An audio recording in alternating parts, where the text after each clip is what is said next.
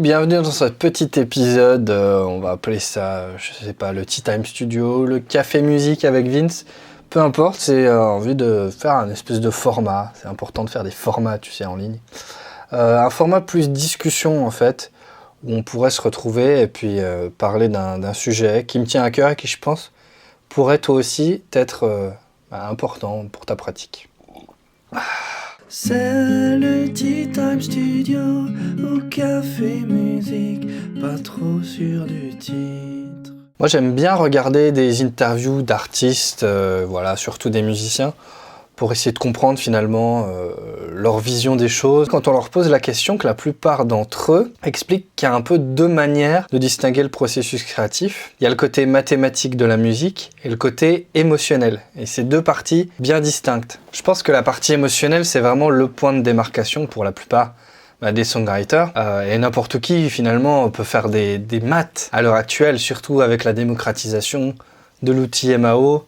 Voilà, tu peux vraiment très rapidement faire de la musique, faire des instrus. Voilà, j'ai dans mon feed par exemple un type qui fait des prods vraiment médiocres, mais qui les fait en 30 secondes. Sur FL Studio, bon évidemment il a présélectionné ses sons et tout, n'empêche que voilà, il speedrun comme un jeu vidéo la construction de musique. Et en fait, à l'époque où on vit, démocratisation des outils, explosion des moyens de diffusion, il y a des milliers de titres qui sortent tous les jours, une quantité de musique enregistrée sur cette planète qui a juste explosé, qui est stupéfiante, quoi, si tu veux. C'est aberrant, frérot. Et du coup, quand toi, par exemple, tu fais référence à, je sais pas, à un artiste, moi, par exemple, une de mes références absolues, c'est Radiohead, mais Radiohead eux-mêmes vont avoir aussi leur propre référence de musique enregistrée.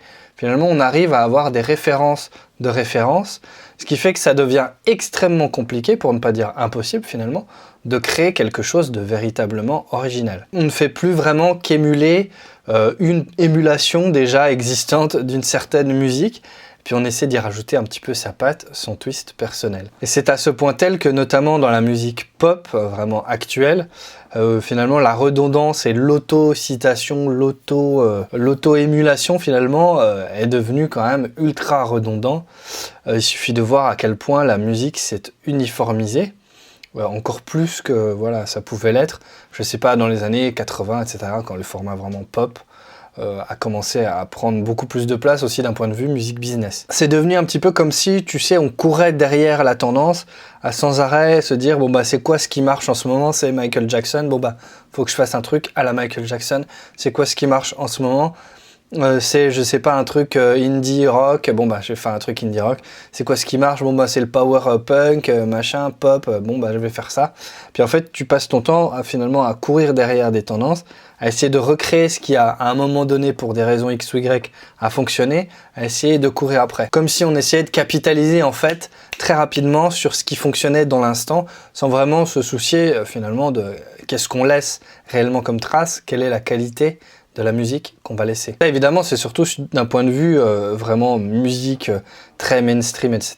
Et je dis pas que c'est pas nécessairement de la mauvaise musique, bien au contraire, mais il y a plein de trucs pop que j'écoute et que j'adore, qui sont super bien foutus. Mais créer comme ça, pour être dans des courants de pensée, de musicalité, c'est nécessairement chercher sans arrêt la tendance, et surtout perdre, si tu veux, ton identité, ta singularité, et surtout le côté émotionnel dont je parlais en début de cette vidéo. Tu sais, l'aspect, il y a le côté mathématique, technique, son, et le côté émotionnel de la musique qui est vraiment finalement le message qui transcende, ce qui est dit entre les lignes, ce qui est construit comme image à travers les mots du songwriter, du parolier.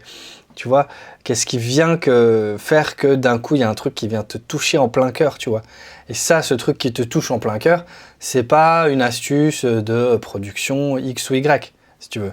C'est à un moment donné un cœur qui se met à nu et qui vient d'un coup, paf, te mettre un miroir devant la tronche, un truc du genre, et qui vient te faire découvrir une part de toi que tu ignorais ou que tu n'osais pas dire. Et là où c'est problématique, c'est surtout pour nous qui faisons du home studio, qui nous enregistrons à la maison, qui faisons finalement de la musique beaucoup teintée d'électronique, d'outils comme ça simplifiés, d'utiliser des presets, des boîtes à rythme, des choses qui préconstruisent la musique, sans même parler des intelligences artificielles, des choses qui viennent complètement, si tu veux, annihiler aussi le geste humain, et qui est vachement pratique, on va pas se mentir, et aussi le fait de se retrouver comme ça, avec finalement très peu d'argent investi, à pouvoir s'enregistrer d'une superbe qualité. Le problème de tout ça, c'est qu'en fait, on se perd en chemin. On perd l'aspect émotionnel pour se focaliser sur l'aspect mathématique de la musique, sur l'aspect technique de la musique. Je dis mathématique comme ça, c'est un peu large et ça transverse un petit peu différents domaines. Mais il n'y a qu'à voir. Tous les contenus qui fonctionnent en ligne sur le home studio, c'est des contenus qui parlent du matos ou du mixage. Les deux trucs finalement les plus éloignés de cet aspect émotionnel de la musique. La musique, c'est quand même une langue des émotions. Sans vouloir faire le philosophe de comptoir et citer, je crois, Nietzsche, ça devait être plutôt Kant. Nietzsche, il est trop dark pour ça. Du coup, ce qui prédomine, ce sont les aspects techniques, ce sont les aspects matériels, matérialistes même, l'espèce de société de consommation, de surconsommation même, qui est venue s'immiscer aussi jusque dans la pratique artistique, dans la pratique musicale, qui est quand même censé être un truc un peu pur, un peu rassembleur des êtres humains ensemble, et finalement on se devient un peu un concours de qui a la plus grosse, qui a le plus gros setup, qui a la plus grosse banque de plugins, mais finalement dans tous ces gens qui posent des questions sur le matos, dans tous ces gens que je vois passer dans les commentaires, moi j'ai cette chance-là de suivre un peu ce milieu un petit peu en électron libre. Je suis pas vraiment dans le crew de tous les gens qui font les contenus, mais je suis un des premiers à en avoir fait sur internet en tout cas. Et je vois ça et je me rends compte que finalement beaucoup de gens parlent de tous ces aspects, mais ils ne font qu'assez peu les choses. Moi aussi, il m'arrive de me perdre en chemin et de me focaliser justement vraiment à tort sur tous ces aspects de technique, il faut que ce soit léché, il faut que ce soit propre, il faut qu'il n'y ait plus rien qui passe, il faut plus qu'il y ait une fausse note, il faut plus qu'il y ait une faussée dans la voix, il faut plus qu'il y ait un pain, il faut plus qu'il y ait un son crade, il faut plus qu'il y ait un petit poc, il faut plus qu'il y ait un petit craquement, il faut plus qu'il y ait le moindre truc qui dépasse, sinon nécessairement notre musique ne vaut pas un clou. Et évidemment, dans un milieu ultra compétitif, c'est sûrement plus difficile de réussir à percer dans la musique que d'avoir le concours de médecine. Dans ce milieu ultra concurrentiel, compétitif, où finalement une carrière dans la musique, ça peut durer très peu de temps, évidemment, tu as envie d'être au standard, tu as envie d'être compétitif, justement, tu as envie de te mettre au même niveau que les gros, tu vois. Moi, si j'ai coproduit un EP avec des professionnels dans un label service et que j'y ai quand même laissé plusieurs dizaines de milliers d'euros, c'était aussi avec cette idée-là en tête, d'avoir un truc au niveau, entre guillemets. Donc je vais pas jeter la pierre aux gens qui ont cette obsession-là, puisque moi-même, je l'ai. C'est quelque chose sur lequel j'essaie de travailler en ce moment. C'est peut-être aussi pour ça que je fais cette vidéo.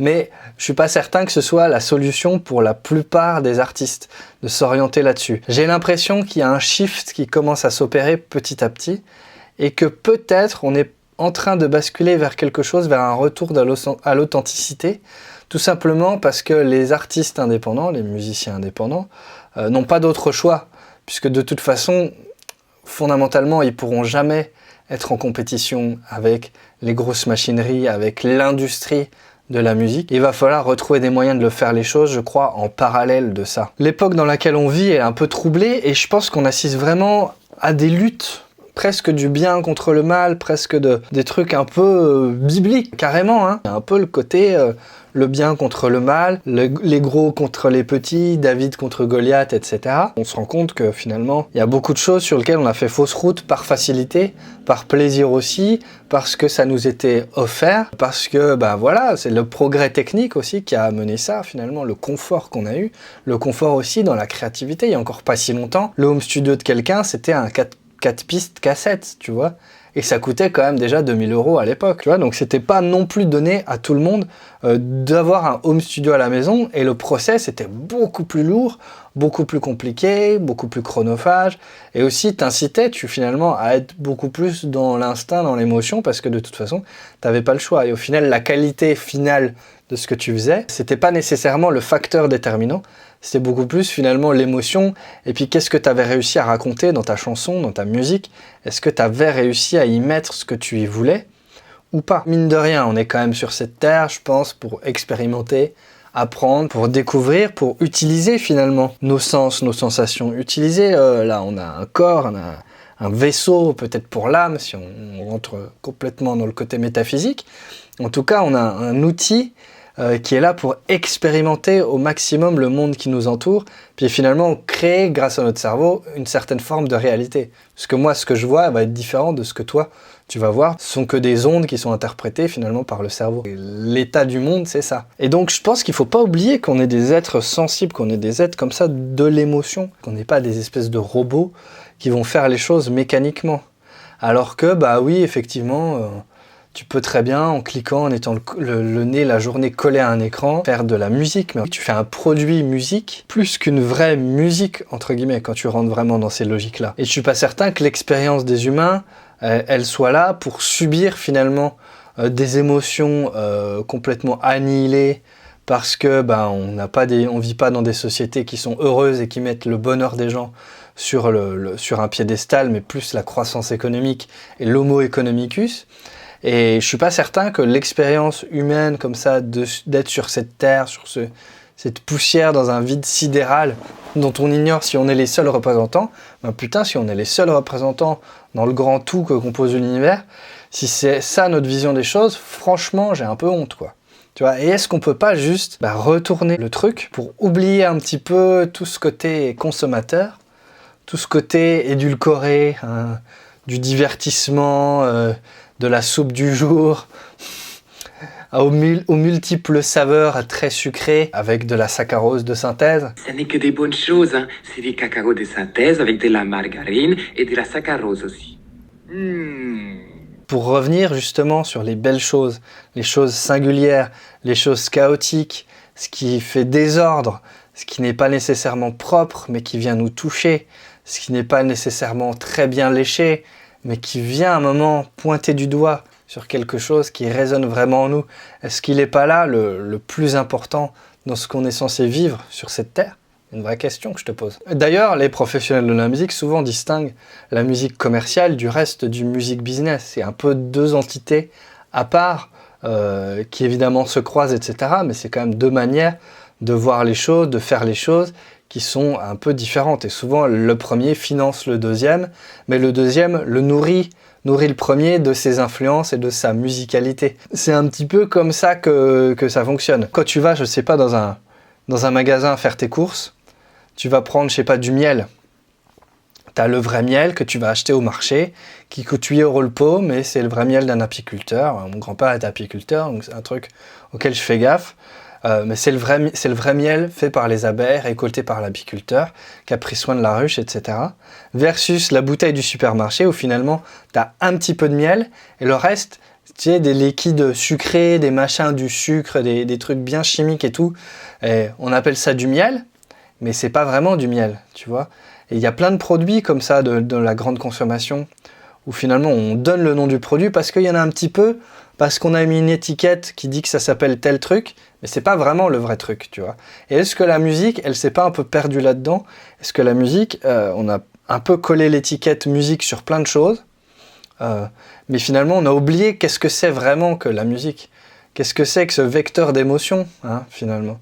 Et j'ai l'impression qu'il y a énormément de musique. Si on passe de côté l'aspect divertissant, hein, l'aspect c'est fun, on fait la fête et tout, oui, c'est un petit peu des émotions, mais c'est pas nécessairement ça qui te tire vers le haut. C'est au contraire, c'est plus un palliatif pour le reste d'un quotidien qui est complètement morne. Et c'est comme se tartiner la gueule le week-end pour pouvoir supporter le reste de la semaine. Hein.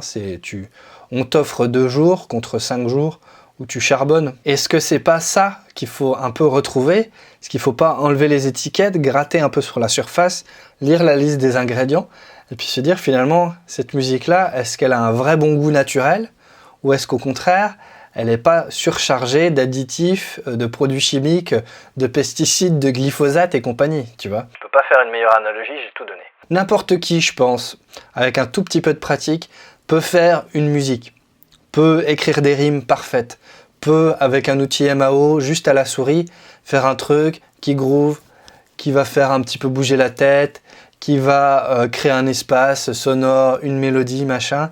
N'importe qui peut le faire. Vraiment. Il n'y a pas besoin d'être musicien à l'heure actuelle pour faire de la musique. C'est peut-être ça un peu le problème, c'est qu'à un moment, à trop démocratiser les choses, la chose en question perd complètement de sa substance. Moi-même, je suis un rouage qui peut participer à ça. Quand je te fais des tutos, quand je te montre comment utiliser ton logiciel, peut-être qu'il y a plein de gens à qui ne serait jamais venu à l'esprit de faire ça, et puis qui finalement, grâce à ces supports, à ces aides et tout, qu'on n'avait pas il y a encore quelques années, même il y a 10 ans, c'était déjà beaucoup plus rare, on n'avait pas accès à tout ça, et donc on devait beaucoup plus le trouver par nous-mêmes. Et donc ça filtrait aussi beaucoup plus ceux qui avaient vraiment envie de se coltiner des heures à comprendre le truc, en se cassant les dents dessus, ou en se tapant le manuel à lire, ce que font peu de gens, mais ce que les vrais font. Moi perso j'ai du mal, mais il faudrait. Tu vois, alors qu'aujourd'hui, oui, tout est pré-marché. Il y a Vince qui fait des tutos sur Logic, il y a Jean-Michel qui fait des tutos sur un autre logiciel, il t'explique un petit peu comment ça marche et tout, mais c'est pas lui qui fait la musique à ta place. Et finalement, il t'a juste montré des raccourcis, des manières de faire très rapidement pour maîtriser l'outil. Mais toi derrière, l'outil, qu'est-ce que t'en fais? Tu le mets à quel service finalement? Et j'aimerais bien qu'on remette un peu la noblesse finalement des choses dans la musique, tu vois. C'est pas une question d'être hautain ou de mettre les musiques sur différents niveaux. Je pense pas. Faut juste distinguer finalement la musique en tant que produit de grande consommation et la musique, le reste de la musique.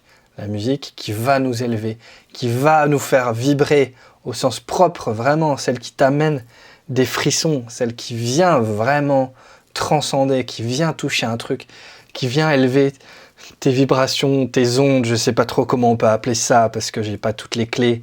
Il y a forcément un mot quantique à caler quelque part dans ce genre de discours, mais tu vois ce que je veux dire. Ces mélodies qui viennent comme ça du fond de ton âme, cet assemblage de mots un peu particulier que personne d'autre n'est capable de faire finalement. C'est ça qui va être difficile d'être piraté. C'est ça qui va être difficile d'être reproduit par une IA. Et c'est là-dessus sur lequel il faudrait un petit peu se focaliser parce qu'avec ce qui arrive aussi dans un futur plus ou moins proche, il va falloir, je pense, nécessairement retourner à quelque chose de plus essentiel si on veut de toute façon se distinguer. Parce que je ne crois pas que l'humanité prenne le bon chemin avec une musique qui l'abrutisse, parce que c'est littéralement le cas quand même en grande partie. C'est pas une musique qui tire les gens vers le haut, et c'est de ça dont on a besoin à l'heure actuelle. On a besoin de gens qui font de la musique lumineuse. Ça peut être une musique très très très sombre, mais une musique qui fait appel à cette parcelle de divin qu'il y a peut-être en nous, tu vois, ce côté vraiment sur la corde, et qui vient ramener un peu une noblesse, qui vient ramener une vraie beauté dans les choses, et qui n'est pas nécessairement difficile à réaliser, mais qui nécessite de sortir des schémas complètement de calcul, qui nécessite de sortir des schémas de commerce. Je dis pas qu'on peut pas en faire le commerce après, mais c'est pas du tout ce qu'il faut avoir en tête quand on le fait, ça c'est sûr et certain. Je pense qu'on a vraiment besoin d'artistes comme ça. J'espère que toi en tout cas, tu recevras ce message, j'espère que ça va te faire peut-être réfléchir, peut-être reconsidérer les choses, peut-être te dire est-ce que finalement, tout ce que j'ai autour de moi dans mon home studio, est-ce que je le mets vraiment à profit pour faire les choses telles que j'ai envie, ou c'est plus par convenance, parce que c'est finalement ce à quoi je me suis habitué. Oublions le côté commercialement viable, oublions le Spotify Wrapped, oublions de créer un truc qui va nécessairement avoir besoin de récolter des likes ou des machins, parce que c'est pas là où tu vas élever des âmes, et finalement est-ce qu'il vaut pas mieux toucher en plein cœur quelques personnes, se dire que finalement ce qu'on a fait ça les a vraiment remués, que finalement d'avoir un impact totalement anecdotique sur des centaines de milliers de gens qui ont dit oui c'était cool, j'ai passé un bon moment. Voilà. Moi j'ai pas envie que les gens y passent un bon moment quand ils écoutent ma musique, j'ai envie qu'ils se la prennent dans la gueule, tu vois, et qu'ils se prennent les chansons et qu'ils se disent tain, là il a dit un truc, là il a utilisé une métaphore ou un machin, il m'a fait griller le cerveau.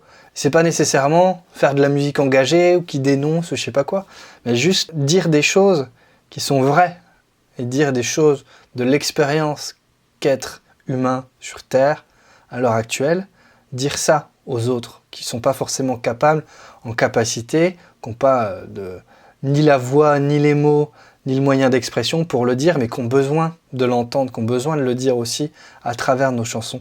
C'est de ça dont je veux parler. Si on oublie tout le côté clic, like, etc., je pense vraiment que c'est aussi comme ça qu'on va remettre en avant notre singularité. Et finalement, est-ce que ce serait pas comme ça qu'on va aussi potentiellement se faire remarquer dans un deuxième temps?